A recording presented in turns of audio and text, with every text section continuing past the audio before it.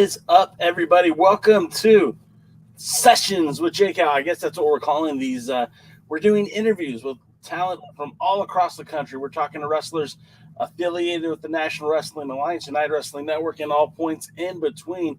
And today, my guest is somebody who I've been dreaming of having on this podcast for quite some time. He is the beast of the Bodega and your United Wrestling Network television champion. I'm talking about Mr. Papo Esco. Papo, what's going on, sir? What's going on, man? Can you hear me? You hear me good? Yeah, you're good. You're good. Yeah. What's going on, man? Hey, man, long time first talk. I'm excited to have a conversation with you. Been a big fan since your debut in the United Wrestling Network, and have wanted to learn a lot more about you. And then it turns out you trained and did a lot of your early wrestling with my pals over at Pro Wrestling Revolution with Gabe. Yep. Let's talk about how you broke into the business. I know that's a cliche kind of question, but like, what was that moment for little Papo Esco before he was King Fat Boy? He was still Prince Fat Boy. What was that moment that drove you to pro wrestling? What got you hooked?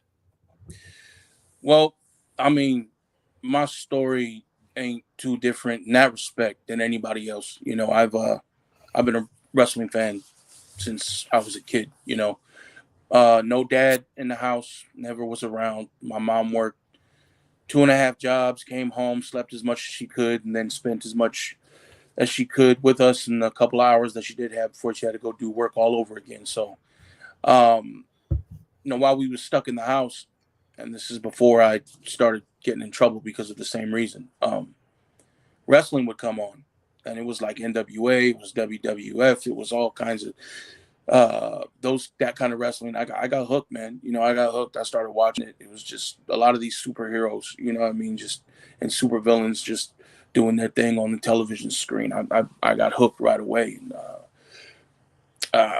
I never really had a super interest in pro wrestling or getting into pro wrestling until like I was getting ready to get out of high school.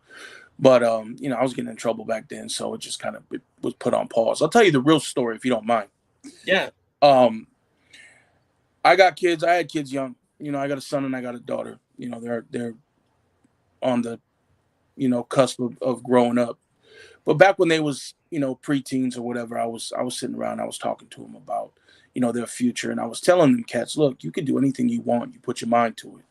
Anything. It doesn't matter what it is. Just write it down, cluster it out. Start setting goals, reach those goals, and before you know it, you're going to achieve your dream. It could happen. It could happen to anybody. It doesn't matter how old, how young, whatever. Yeah. Well, they started in on me. This was one of those make fun of dad days. Hey, whatever, dad, that don't work. It might have worked in the 50s, but it don't work now. You know how kids do, right. Try to over-exaggerate the age and everything. But I told him, I said, okay, look, man, I'm going to do something that you'd never expect me to do. Just to prove to you that I could do anything I want if I put my mind to it. And when I do it, I need you guys to push. I need you guys to push and chase your dream down and do what you want to do. My goal is to make sure my kids are better than me. So I did it. I found a school. I got trained up. And, I mean, the rest is history. I've been plying my trade for a little while. These kids talk to me all the time. They say, Dad, you're doing it. Their friends are coming up to them and saying, hey, man, your dad's the King Fat Boy. Damn, like that's your pops. I've been a wrestling fan forever. I love him. And it's like, it's crazy now to them, but I mean, I use that as a tool to parent and push. And now, man, those guys are out there doing what they want to do. My daughter's chasing her dream down. So's my son, so. Well, that's awesome, because not only did you use your life experience as a teachable moment, and I know all parents do that. Just all good parents do that. I try to do that every day with my kids, and it's like, but you really, you have something you could tangibly show them, hey, this is something that I wanted, and I went and did it, and that just shows you that you can too. Yeah. That's awesome, man. That's a great story. How old are your kids? My daughter is 20, and my son is 18. Like I said, I had kids fairly young, so they're older now, which is cool because I still wild out and do all the stuff that I want to do, and they out the house, so it's they're in college and whatever. So, Well, you know, I saw some photos of your son a couple yeah, years ago. You guys were riding in the car, and I'm yeah, just thinking, man, is that his son or his tag team partner? Because he's he's not a little big. guy either. He looks pretty big too. He's big, 6'3", 312 pounds right now. He's shaving down pounds right now because he's getting ready for the upcoming baseball season Oh, at his university. So nice. Oh, so he plays ball then. yeah. He plays third primarily, first, secondary. Did you guys grow up Giants fans or No. athletics Oakland fans? A's, Oakland A's, Papa. All right. It was Batch Brothers all day. I respect that. I'm an Angels fan, so we've had some ups and downs over the years, but it's Yeah, always yeah. I'll say this about your team. I can respect them because I never thought they cheated to win. I always thought that they just put out the best players they could get. When you look at the Astros or the Red Sox, those guys are cheaters. But the A's always did it the right way. So props to you on your team, man. I appreciate that. Right on. So when you said you went to go get training, I Yeah. know that the world famous Hayward APW garage, that's where a lot of people started trading. But I know that after the passing of Roland Alexander, that things got real murky up there in Northern California. Where did you get your training at, and did you ever effort to get trained with APW? Uh, when I was when I was getting old enough, I knew about APW because by then Beyond the Mat and all that had already happened. So, I knew about it, but like I said, I wasn't the best kid. And I don't want to go into any of that, but it's just I wasn't the best kid. I was getting in trouble a lot. It wasn't a good situation for me, so I had to, I was forced to deal with that instead of what I wanted to do. But I was lucky enough to find another, man, Pro Wrestling Revolution Training Academy in the Bay Area. I was able to meet Gabriel Ramirez, who is the owner and operator of not only Pro Wrestling Revolution, the promotion, but the academy. And he invited me in with open arms, man. He's very, very integral. Is that the word? Yeah. In my Yeah, in my beginnings. You know what I mean? In my beginnings. He had a hand in my training along with guys like Vaquero Fantasma, Rick Luxury in the Northern California area, Vinny Massaro, Oliver John, who was a NorCal legend. And then, Skyday, I had a majority of my training through Skyday. Super Crazies, Stop the Timer 2, Ricardo Rodriguez. I've had so many people that I've spent months training with and even years training with, and it's all because of Gabe. And Gabe might not have gotten in the ring, and actually wrestled, but he's a student and he for understands sure. psychology and he understands a lot of different aspects of pro wrestling and lucha. So I'd be lying to tell you that he didn't have a hand in my training as well. So Years and years ago, Gabe came onto this podcast when we were an over the phone podcast deal, yeah, and nothing but respect for that guy. He yeah, is extremely knowledgeable, not just about pro wrestling, not just about lucha libre, but building a brand, building a business, and the guy is doing so well for himself. And we just read recently, the Sports Illustrated broke the news yeah, that all the visas for Pro Wrestling Noah and I believe Dragon Gate were secured through Pro Wrestling Revolution and yeah, Master Public. I mean, that's a hell of a 1-2 punch. really That's a is. Yeah. ton of great talent that potentially could be you could be sharing the same ring with. Tell me about that the idea that maybe some of these guys from Pro Wrestling Noah, the great Muda for crying out loud, could be in the same ring as you. Hey man, that's a legend. That would definitely be an honor. Yeah, I talk to Gabe a lot. I'm not gonna come on here and try to be the name dropper and say I do this and do that. I'm not really like that, man. Sure. But I mean, for the sake of the conversation, I talk to Gabe a lot, almost every day, if not every day. And I remember the preliminary idea and the plan to get that in play, and it was awesome how him and Kleinrock and a couple other people were able to come together and kind of just make that happen. I know Gabe spearheaded it. Probably, I mean, I don't speak for him, but probably selfishly because he wants to get some of these guys in the Pro Wrestling Revolution ring, but also because, I mean, he just loves pro wrestling. He loves this business. And if he can help bring eyes to an overseas product, via his promotion, or them just being able to come into the States and ply their trade at different promotions, like Impact and ROH and GCW and all those different places, United Wrestling, then he'll do it, man. He just loves to see the matchups, loves to see the dream matches, and I mean, kudos to him. It was a good thing, and I'll tell you this: as much as it might look like it, as much as people might think it, getting those visas for them guys, the exposure was a very, very minimal portion of it. He's not all for the forefront. He's not one of them guys that wants to be in the videos and the footage and all that stuff like that. He's a very backstage type of dude. And I remember even in the early days when they were doing the YouTube series, he was never in the forefront. He was always behind the scenes, and you respect that because a lot of guys, it's the J Cal show. Watch me talk, and then we'll have wrestling. He's not like that, and I do appreciate that because I think it's one of those deals when less is more. When you actually get to hear him speak in an interview or on a podcast or something, he has so many interesting takes and so much good things to say. Like, I remember our conversation was about Lucha Libre, and this was going back to 2012, and how I thought, wow, finally, Lucha Libre's finally got a stronghold here in the United States. And he's like, no, we're not even close. We're getting there, but we're not even close. And he kind of broke it down for me, and I was like, okay, I never even thought of it from that perspective. It just kind of speaks to his knowledge in pro wrestling and Lucha Libre. But just not to cut you off, but it also speaks to his position in lucha in North America, not North America, but the United States itself. Lucha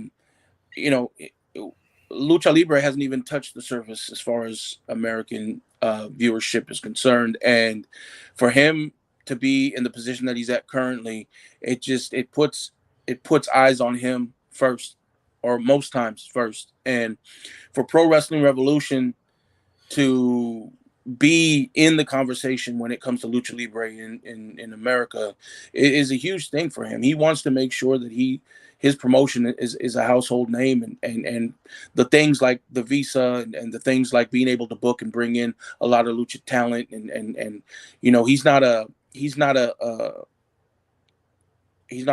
territory guy. Pro Wrestling Revolution, we've gone all up and down California. We've been in Arkansas. We've been in Texas. We've been in Washington. So we're definitely, he's definitely a traveling promotion. And man, I'm excited, man. I don't want to speak on anything he's got going on, but just some of the opportunities that I'm seeing, some of the things that he's got coming up, and it's definitely gonna put more eyes on the product, more eyes on him, and there's a lot of exciting talent that is homegrown that you guys are going to see pretty soon here. And I think one of the other amazing things about what you just said and talking about Pro Wrestling Revolution, you're right. They have traveled up and down the coast. I saw the matches that were down in San Diego, and I know that there have been plans to do a lot more. But then I can respect and appreciate the hustle and connecting to the local sports franchises and doing things with the Oakland Athletics, doing things with the minor league baseball team up there, and those partnerships with the soccer teams and the football teams, excuse me. It's so cool that he's working all the angles, and this isn't a We Love Gabe podcast, but it might as well be, because he's been, in your words, integral in your career, and he's a great dude. So it just kind of speaks volumes about your character, and that someone like Gabe, he saw you and he gave you these opportunities. Obviously, you had to work hard for him, but it just, that's the kind of guy that Gabe is. He gives these opportunities to people. The reason why I specifically brought up the Great Muta, because you can correct me if I'm wrong, but I've heard you have an affinity for a certain championship, the NWA television title, a belt that I too have an affinity for. And I know that You love that Hold on. television championship. At least that's what I've heard. I can't grab it right now. Yeah. It's my favorite title, man. NWA television title is my favorite title growing up, man. Arn Anderson is everything to me. The Enforcer Arn Anderson is my all-time favorite pro wrestler. There's no one above him. And he held that belt for a long ass time. And when he didn't have it, he was going for it. He was fighting for it. So. He was always in the picture, for sure. What was your favorite version of the title? The one you got right now. Yeah, I got that exact same one. That's my favorite one. There is no other. We have this debate with he's in the chat right now, our friend NWA Gold, who has literally been chronicling the history of the NWA titles from every promotion that's ever been a part of the NWA. And we keep going back and forth. And I tell him that the best version of that title is this one. Yep. Silver, red, and red strap. And he absolutely 100%. He disagrees 100%. With me. And I'll tell you right now, the version of the belt that's going around right now on NWA television, I want that. That. So anybody out there that's listening, anybody out there that's watching, you support King Fat Boy Papo Esco. Go on social media, go on Twitter, flood NWA, and let them know that the King Fat Boy is looking for a shot at that title, man. Well, respectfully, when Trevor Murdoch won that title, a few of us over here at the end of the Alliance blog were pitching that out there to anyone who'd listen. Hey, that'd be a solid matchup. You get Trevor Murdoch out there with the King Fat Boy. I mean, that's a hoss fight. Yeah, it definitely. And we kind of got started on social media a little while ago, but the pandemic kind of shut things down a little bit, and we weren't able to get that going. But you never know. Trevor Murdoch's not wearing no belts right now, unfortunately for him, but that doesn't mean that we can't get in the ring and punch each other in the face. I'm just saying I'd be waiting for that one. You got a couple of belts. I do. And you know what? I should have. You want me to go grab them? I'll go grab them if you want me to grab them. Yeah, just wait 1 second. I'm sorry, everybody. I'm sorry. I know it's a podcast and everything. Let me just go grab them real quick. We're good. Papo's going to grab some belts, guys. Yeah, I knew Papo Esco was a big fan of the television title. It's such a pretty belt. And yes, NWA Gold. Yes, the red strap. You heard it. You heard it from the man, Papo Esco. How are you going to argue with that guy? You can't. The television title, the red strap, silver belt, chef's kiss. There's no better version of that. I'm back. I'll run through them all. It's right here. Is the Blacklist Heavyweight Championship. Blacklist Pro Wrestling. That's in Middle California, like the Fresno area. Okay. Leo Border. He's a really cool dude. He brought me in, gave me an opportunity, and I was able to capture this and become the first Blacklist Pro. That's a pretty belt, champion. By the way, too. We just got through talking about Gabe. Pro Wrestling Revolution, this right here. Pro Wrestling Revolution Openweight Championship. I won this in a 4-way with Panda, Vaquero Fantasma, and the former champion El Viento. All good dudes. We had a pretty good one. I was able to pull that off, and I'm currently running with that belt. And then this one. That's beautiful. This right here is another television championship. I hold this one dear, too. This is the United Wrestling World Television Championship. I won this in a street fight against the former champion, Timeless Levi Shapiro. And for Timeless, on that day, time was up. You did. So, yeah, I got some belts, man. I'm fortunate. I held the United Wrestling World Tag Team titles with Danny Limelight. And then Slice Boogie got in the mix, the Bodega. We ran that. Before, back in All Pro Wrestling in Northern California, I was able to hold the All Pro Wrestling Tag Team titles with my boy Sin, Bully Gang. So I've held quite a few belts, man. I've been fortunate to be trusted with these opportunities. So, and that's I mean, that speaks volume about who you are as a person when the promoters are trusting you and they're giving you, they're buying into what you're putting out. They're buying into the Bodega brand. They're buying into Papo Esco, the King Fat Boy. And I think that speaks volumes again about you and your reputation in the independent wrestling scene. Yeah. You brought up the Bodega, you brought up the tag titles, you brought up the United Wrestling Network. Let's dive into that for a minute because I mean, that's my bread and butter too. I've been Yeah. covering United Wrestling Network since 2004, when they were doing shows with New Japan and all that stuff. So I've been around for a minute, and I've seen a lot of quality talent come. You mentioned Oliver John; he was a former the Heritage champion. Uh, the relationship between NorCal and SoCal.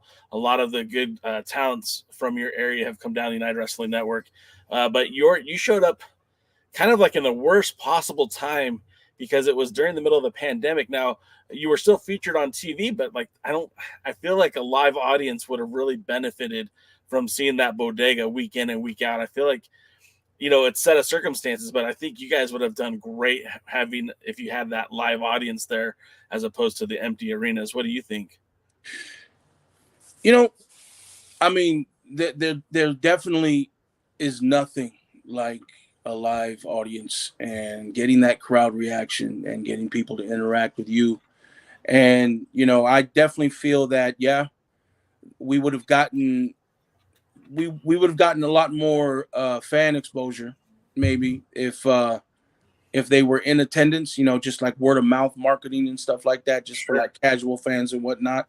But I think the television product itself really helped. It really helped get us out there. I mean, um, it's one thing to go into a building with a live audience and deal with the people in that audience. That's a specific um, group of people.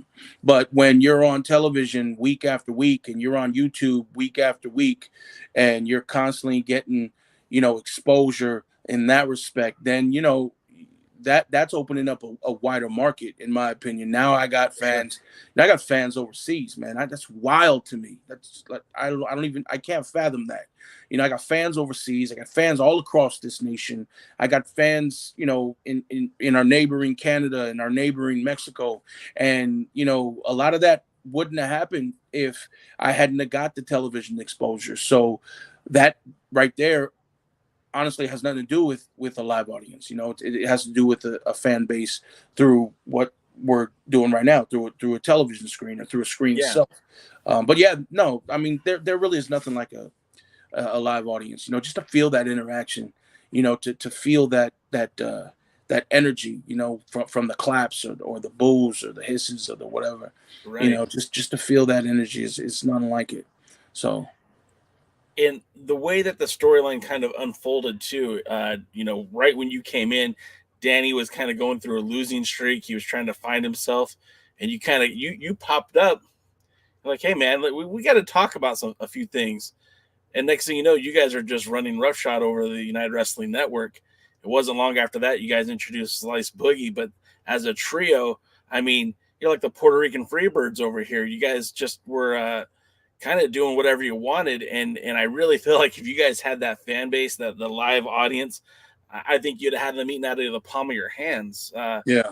I was fortunate enough to get to watch you guys live back in September of last year at the it was the non-televised event where you guys defended the tag titles against Midnight Heat, and it was a really fun matchup. You guys do what you do, but it was just a lot of fun, and that was a pretty good crowd for that show. But that was like maybe the first time, at least I got to see you guys wrestling in front of a live audience, and they were way into you guys. Yeah, I mean, I'd like to think, and anybody can correct me if I'm wrong, because I really don't know. At the end of the day, I can only go by what I feel. Sure.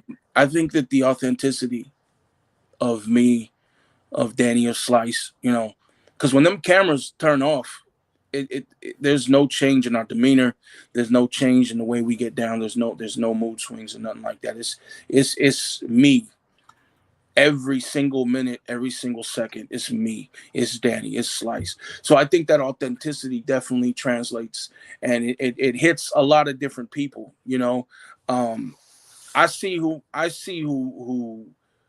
who will never boo me, and I see who will toggle back and forth, you know. And it's that real rabid fan base, that real ECW style, you Yeah. know, real grimy fan base that is holding us down from day one, and they continue to hold us down. And I think that that little fan base radiates all the energy needed to get other people, casual fans and different type, you know, John Cena fans and all kinds of different types of genres of wrestling fans alike to come and just look at what we're doing. And you know, it's a cool thing. You know, it's definitely a cool thing. But yeah, the authenticity, just the realness. You know what I mean? Yeah. We're not a gimmick. We're not playing what we are, and I think that helps us out a lot, you know. And the hard work, you know, we get in there, we don't try to be lazy when we're in the ring. We try to work hard, we try to come up with, you know, nothing but creativity, and you know, through anything that we might plan out, or through anything that just comes up in improvisation. It's just authentic, man. It's just real. It's real. Were you surprised how fast and how well you and Danny gelled together? I mean, your backgrounds, I mean, are not all that dissimilar, but you guys are two different people.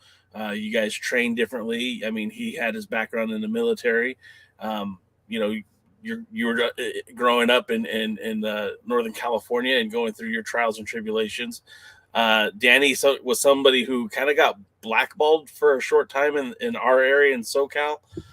Didn't last very long, obviously, but you guys, I mean, on launch point, you guys just gelled really well together. And I know it's not like you guys, you know, it's not like you flew up to NorCal and hung out with you for a week or two to see if this worked. I mean, you guys were literally put together at the TV studios and maybe had a couple of minutes of talk and hang out before you actually got out there and started working together. Uh, are you surprised how well it worked out for you as a tag team, as a partnership? No, and the reason for that is because the moment I met him, we just hit it off.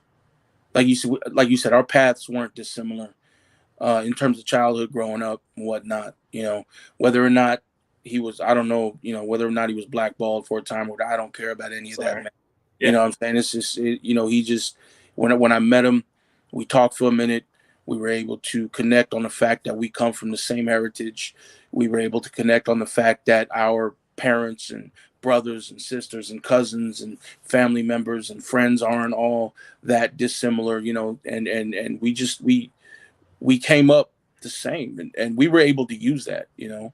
um, we don't we don't make stuff up when we talk, you know. When I talk about being on the block and things getting grimy as a kid, and he talks about the same thing, and Yeah. you know, all the stuff that he says, it's all genuine, and it's all, you know, we're just vibing off each other. I feel like me, him, and Slice, we all came from the same similar background, and we use that as the chemistry needed to you know, to just seem like we've been together for years. You know, we've been together for decades. We've been together since we were kids. You know, and You've only been together for about two and we've years, only like been going together on for, 2 years. yeah, we've only been together for a small amount of time. You know, It, and the fact that we did that so quickly is not surprising to us, because I mean, going back to what we was talking about before with the fan base, we're three of 30 million, you know, 40, 50 million people that are the same, came up the same, have the same backgrounds, you know. They can relate and they can connect, you know. The way that the fans can relate and connect with us and how we get down is the same way the three of us were able to connect and you know, relate to each other, you know. That makes yeah, sense. yeah, no, it makes total sense. Yeah, And that's the thing too. Like every wrestling show is also like an opportunity for marketing. Um, absolutely. every person that comes to that show is a potential client, not just for tonight's taping or live event or whatever, but everything down the road. And you develop these relationships, you develop that rapport. And when on the surface, the bodega, a very real gimmick, a very real partnership, a very, it doesn't feel forced. It doesn't feel fake. People can buy into that, and they're going to be excited to see you again next time. Plus, all the kids out there that you reach, all the people out there who have gone through the similar circles that you've gone through, whether anybody in the inner city. You don't have to be a Boricua to have experienced anybody in the inner city has had those same experiences. So I feel like again, each time you step out there, you're giving somebody hope, like you said earlier to your kids, that look, I'm going to do this. I'm going to show you that I can do it. You're giving hope to everyone who's out there watching you as well. I think that's very commendable. I mean, we try, man. I mean, the reality is I didn't have to grow up, completely square and straight backed and everything like that to be able to influence the next generation. I hope that through my personal experiences and showing people my personal experiences, talking about it can influence somebody to do something different. I don't want nobody to grow up the way I did, and I'm sure Danny and Slice don't want nobody to grow up the way that they did. Yeah. But yeah, the reason why we're called the Bodega is because there's a bodega in every single city, in every single state, all across the world, and that's a congregation point. Everybody from corner boys to just random school kids, they all come there, and they all just kind of, are in the moment, and that's what we want to. That's the gospel we want to spread. We're for everybody. You know what I mean? We're for everybody. We're from the little poor kid in the streets, and we're for the middle kid that has everything he needs, and the rich kid. Yeah. We're just for the masses. Yeah. As a tag team, and again, you guys faced a lot of competition in Hollywood. Mm-hmm.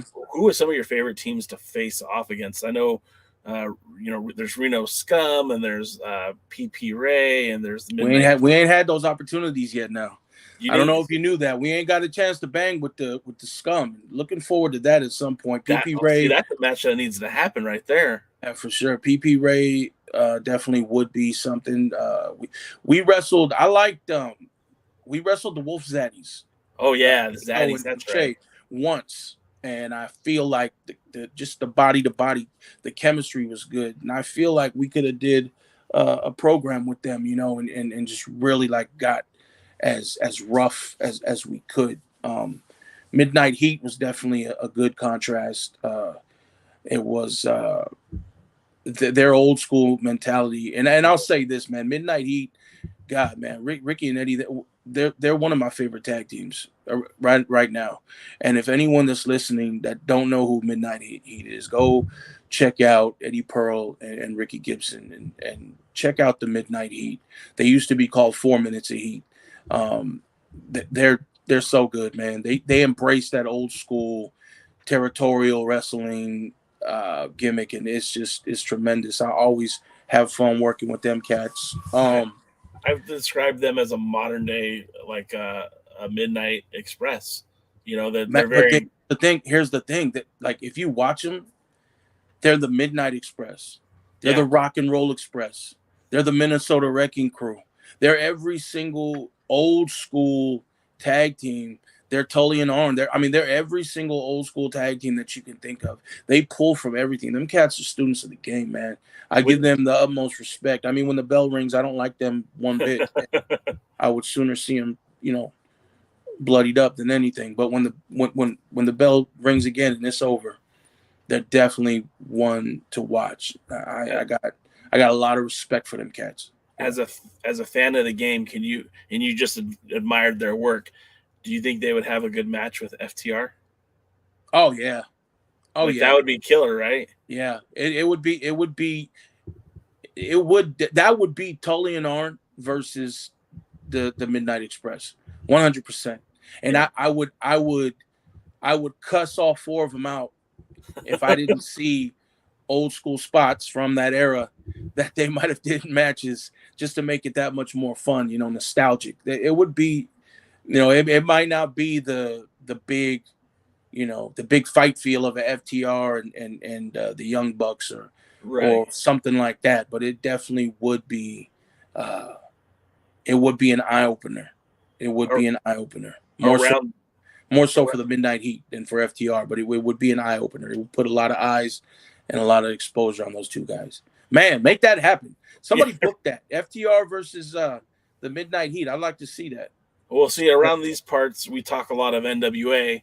We do a lot of NWA fantasy booking sometimes, and so we had the Crockett Cup all worked out how we wanted it to be because the Hardys, Jeff was available, and FTR's taking independent dates, and then you got the Bodega, and you've got Midnight Heat, and then the Briscoes, and so if they would have let me book the card, I mean, you guys certainly would have been on there. And it would have been a crazy night of just the best tag team wrestling you've ever seen. Right. But they don't let me book the cards. Next time. Hopefully. So from going from being tag team champions, you're now the television champion, and that title, number one, is maybe the prettiest belt in all of the United Wrestling Network. But two, there's been a lot of great names to hold that title belt. I mean, we're talking Scorpio Sky. We're talking Willie Mack. I mean, there's been a ton of great names associated with that championship. And Levi Shapiro had a great run as champion as well. But now that title rests firmly across your shoulder, and you clutch at it as it's like the shield that protects you. Tell me about being television champion, and tell me what it means to you to have that opportunity to represent the United Wrestling Network. Well, I'll say this. To me, even going back to when Arn Anderson, held the NWA television title, to be a television champion, that meant you're the worker. You're the guy that's going to go out every single week, and you're going to defend the title, and you're going to put eyes on the product and make sure that you are, on the forefront. Now, the World Heavyweight Championship is obviously the number one title in any promotion, bar none. But when you're talking about something like a television championship, my goal is to be in the conversation as one of the greatest television champions that United Wrestling ever had. And in order to do that, I have to make sure that I position myself to be the face of that company. Now, whether it's in, Dave Marquez's, thoughts to do that, it is up to him. But for me, I'm going to position myself on television in front of the camera through my work rate, through my hard work, through my professionalism, through my, just professionalism backstage and everything like that. And just make sure that I continue to keep this opportunity flowing. I'm not lying to you when I said I want to be in the conversation as one of the greatest United Wrestling World Television Champions of all time. And I feel like I'm on a course to do it. I've already defended the title a couple times, and I'm going to keep defending it. And I mean, Zicky Dice was a big time opponent that you faced back. According to Irvine. him, yeah. According to him, it was my biggest opportunity. Right? He did say that, and that's all right. Zicky Dice is definitely a top tier performer in my book. He's before you know it, he's gonna be a household name. And I got nothing but respect for Zicky. So, yeah, we'll just see who's next. And I'll keep, defending it, creating stories and opportunities. Have you ever gotten requested to defend that title outside of championship wrestling? Like, has it ever been optioned to you to maybe defend that title in Revolution or anything like that? Not yet. I will say that I will defend this United Wrestling World Television Championship against whoever, whenever, and wherever, as long as, the powers that be, Dave Marquez, the whole championship committee, as long as they say it's okay. I'm not going to be disrespectful and just show up anywhere and defend it, yeah, I mean, I would definitely defend it from here to overseas, if that's what it's going to take to get eyes on this thing and to be in the conversation as one of the greatest. If you'd have said a year ago that you're going to take that title, out of state, out of the country, people might have looked at you differently. But with the way things are going now, and we're kind of in the clearing stages of this pandemic. I mean, we're still going through it. Don't get me wrong. I know there's still. People are still getting sick. People are still what the borders are opening, and that's part of like what with that the visas that Gabe and Master Republic were able to secure, that's going to allow travel back that way as well. So I'm hoping you do get the opportunity, whether it be the open weight or the United TV title. I mean, we saw the United Wrestling Network tag team titles become world titles when they were defended in China. Who knows? Maybe Papo Esco could take that TV title, the World United Wrestling Network Television Championship, and take that to a Pro Wrestling Noah, and and bring the United Wrestling Network or bring Pro Wrestling Revolution to Pro Wrestling Noah in Japan. I think that'd be awesome. If the opportunity presents itself, I have a passport, and I'm ready to work. I'll take it. I'll go anywhere. It doesn't matter. If it needs to be defended, I got it. I hold it here, and it's gonna get defended. So, yeah, for sure. That's all good. That's all great stuff. The other thing that I want to bring up too is, out here locally, there's a promotion, Southern California, Pro PCW Ultra. Yeah. Based in Southern California, Joey Kabibo, his promotion that he built out here.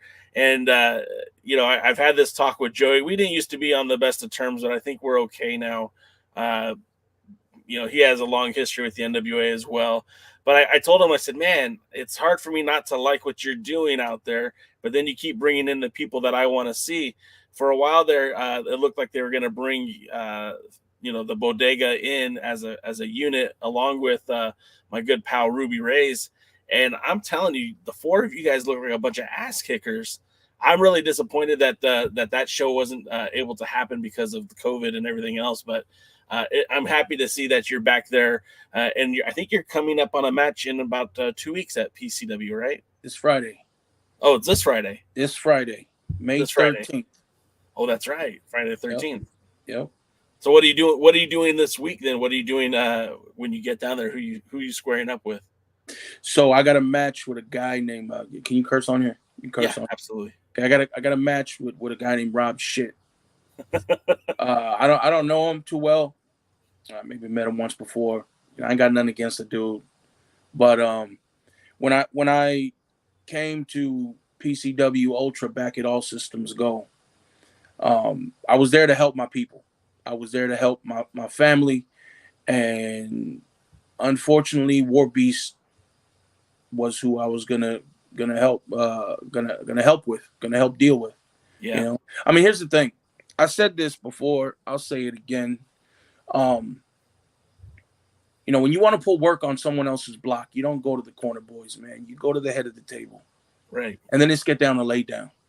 You know what I'm saying? You got to let these cats know at the top that you ain't to be played with, and what's theirs is going to be mine. And I went into PCW Ultra, and I did that. Pandemic shut it down. Couldn't capitalize on it. It is what it is. But I'm coming back May 13th, new beginning, PCW Ultra. I'm coming back to finish what I started. Excuse me. I'm gonna rob the house like nobody else. Yeah, I mean, you guys hear me say that all the time. I got my hashtags everywhere. Rob the house. That's exactly what I'm gonna do. I don't know how to do anything any different. And this guy Rob Shit. He's in the way. And I said this, and I'll tell you guys this. If you ain't seen it, go on social media and watch the promo I just put out under PCW Ultra. Rob Shit, you're in the way. So I'm going to beat the living shit out of you. And then they just going to call you Rob. Just Rob. Just Rob. That's it. But it's going to be a lot of fun. All seriousness, it's going to be a lot of fun. PCW Ultra definitely was on one of my lists. And I'm just glad I got the opportunity to show up. And I'm glad I got the opportunity to come back. So Friday. This Friday. Yep. I like to see the fact that you're just branching out too, because I know that it's wild, because in the old days, I've been an indie wrestling fan for a long time, and I remember there was such a divide with NorCal, SoCal, and it was very rarely did guys go up north, and very rarely did guys come down south. And then they did the King of the Indies, and they kind of broke through, and we had more talent kind of going up north and down south, and that it made for a better scene in SoCal, made it for a better scene in NorCal. And I'm hoping to see more guys like you kind of get the opportunities to come down to SoCal, not just with the United Wrestling Network, although I do appreciate seeing you there and defending that title. But I mean, there's so many good wrestling promotions here locally. And then we've got Game Changer Wrestling is setting up shop with their LA fights, and Prestige has been down here, and they have Raising the Bar Wrestling, and just there's so many opportunities for a beast like yourself. I don't know why anyone would sleep on you. And if I could have you on one of my shows, if I'm doing a wrestling show, I wouldn't hesitate to have you a part of it. Yeah, I mean, I'm slow and methodical, very strategic about the places I work. There's a specific reason for every single one of them, and I'm not going to get into any of that. But I am starting to branch out just a little bit. I work more SoCal than I do NorCal these days. Really? I think Pro Wrestling Revolution is pretty much the only promotion that I work in Northern California. Why? I don't know. Maybe it'll happen in the future. Maybe it won't. Maybe Pro Wrestling Revolution will just be the only NorCal promotion I work, and that's fine. Southern California has been real good to me with United Wrestling, with Old Fashioned Wrestling. I don't know if you heard of that. That's out there in Boyle Heights area. PCW Ultra now, and in Fresno, Blacklist Pro Wrestling. There's other opportunities on the table, but those things are just being hashed out right now. I don't want to sound like a jackass when I say this. I don't want to sound wrong, but I'm not that work for pennies kind of guy. I'm not gonna go everywhere and just for the exposure. It all goes back to what I believe. And we talked about this a little while ago, where it's like, there's nothing like a live audience. Fans just to feel their energy and stuff like that. It's awesome, but that's a specific group of people, in a live audience. When you're on television and when you're getting those opportunities to be on television or on YouTube or on some form of fight TV or something like that, where you have a platform that goes far beyond an arena that you're in at that time, I think that's an opportunity. That's an opportunity that you can't let sit by the wayside. That's something you got to capture and take advantage of. So I'm just strategic with who I work and where I work, and hopefully I'll get the opportunity to do a lot more, a lot more promotions. I know GCW, that would be awesome. NWA would be awesome. PWG would be awesome. I'm not sure that they've ever had somebody like me on. It's been a while. Like that. It'd be interesting to see what the matchups would be. But, I take them as they come, and I just keep myself busy, keep working. We'll see what happens next. And then after the 13th, you come back to Irvine on this. I think it's the 17th. A couple days later, Tuesday. Yeah, so I mean, you might need to get a spot down here. You're down here so much. I've been talking about it. I've been thinking about it. I mean, I haven't made no moves or nothing like that, but the topic of conversation of should I move down to Southern California has come on the table more than once. And I mean, you never know. For right now, I don't have a problem traveling down there. And have they announced who you'll be facing on the 17th? No. So. And that's okay. I don't. They don't need to tell me. I don't need to know. And if they don't tell the people, then the people are just going to be surprised when it shows up on television. See, and I like that, because that's the everyman right there. You're punching your clock, you get in, you do the job, and you go home. You punch out, you go home. You did your job for the day, and I like that mentality. Yeah.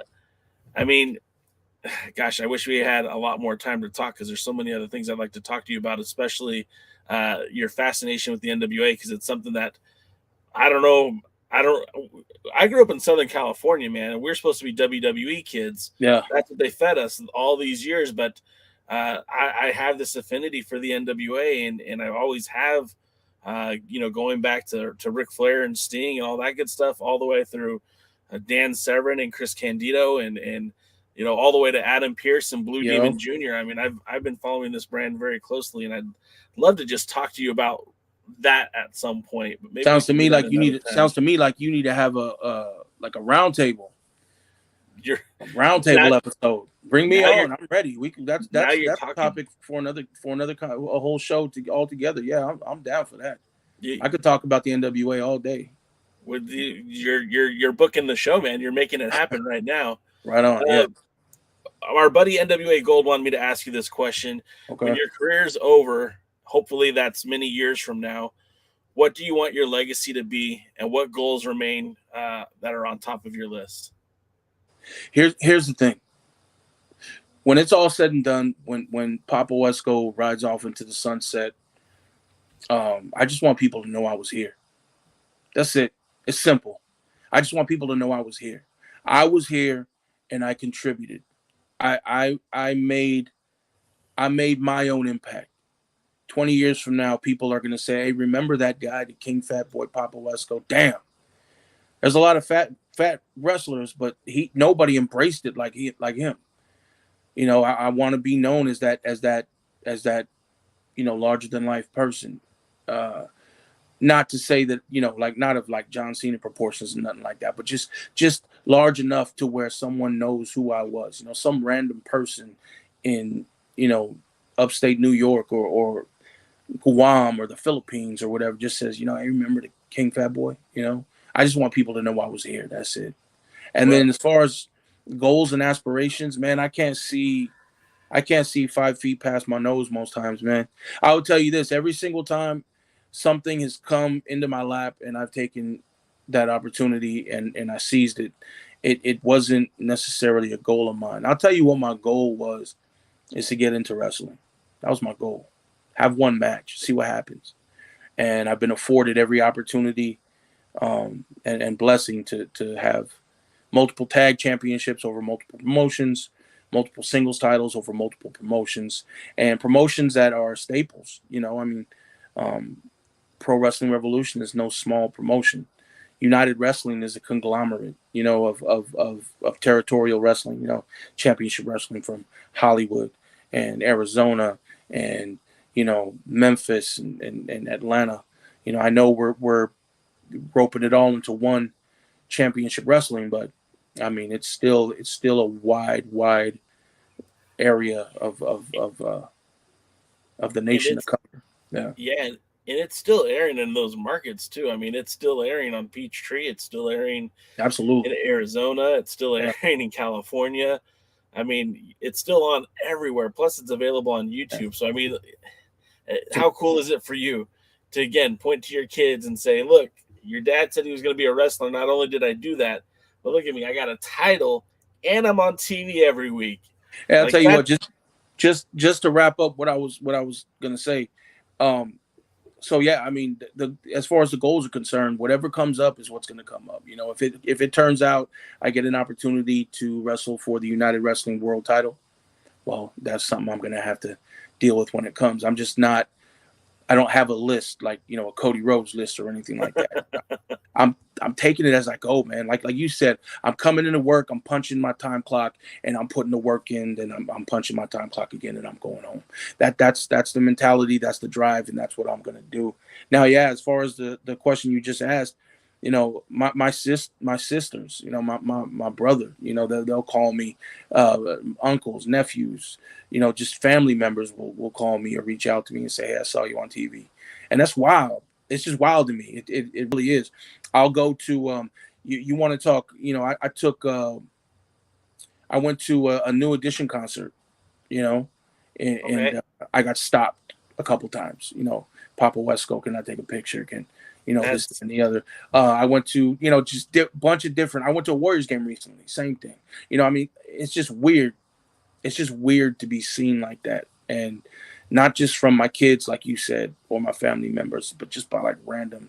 I don't believe I'm better than anybody. I know all the trainers and people in the industry and stuff like that, they might tell you, oh yeah, you need to carry yourself like you're larger than life, like you're on a pedestal when it comes to your fans. And nah, man, I'm walking in the fans. I'm walking with the fans. I'm talking with them, slapping hands and giving dap and just drinking a beer with them and just vibing with them. I'm in the crowd, man. I'm in the crowd, So yeah, but it is humbling. It's still like a wild moment. It's wild. It's wild as shit to me. But yeah, I mean, yeah, that's. I mean, you're living the dream, man. That's really awesome. yeah. Um, on our on the YouTube page where this video is playing right now, we have links to your Twitter page, your Facebook page, Instagram, Pro Wrestling Tees. I even have links to videos from you on YouTube and on our website at the Alliance-Wrestling.com. Where else can we send people to get familiar with Papo Esco? If they haven't seen some of your matches, which ones would you recommend? Well, just as far as social media, I know you posted it all out there, but just to get it out and open and Yeah. verbally said, I'm on IG, Papo Esco. I'm on Facebook, Papo Esco. I'm on Twitter, Papo_Esco. I got a Snapchat. I rarely use it, but I use it sometimes. That's Papo Esco. Cameo. I'm on Cameo right now. That's right. That's a pretty fun little thing, just doing like little, greetings and messages to people. That's Papo Esco. Again, Pro Wrestling Tees. Go get a shirt, man. I got one right here. This one of the shirts that's available on prowrestlingtees.com/Papo Esco. As far as matches are concerned, they're all over YouTube. You can go on Fight. There's a lot of Pro Wrestling Revolution shows that you can purchase and watch Papo Esco wrestle. Red Carpet Rumble was one of my favorite matches, me and Levi Shapiro, where I won the United Wrestling World Television title. The recent one with Zicky Dice is another one. Any of the tag matches that I've done with Danny Limelight and Sin and I don't have a favorite because every time I'm done with that match, I analyze it and I start picking my mistakes apart, and I only want to get better, so Yeah. I don't have like a favorite one. I think my favorite match would probably be me and Chavo Guerrero Jr. at All Pro Wrestling. It's a couple years back. There's no footage of it. I'm looking for the footage now. And when I find it, I'll post it up. But that was probably my favorite.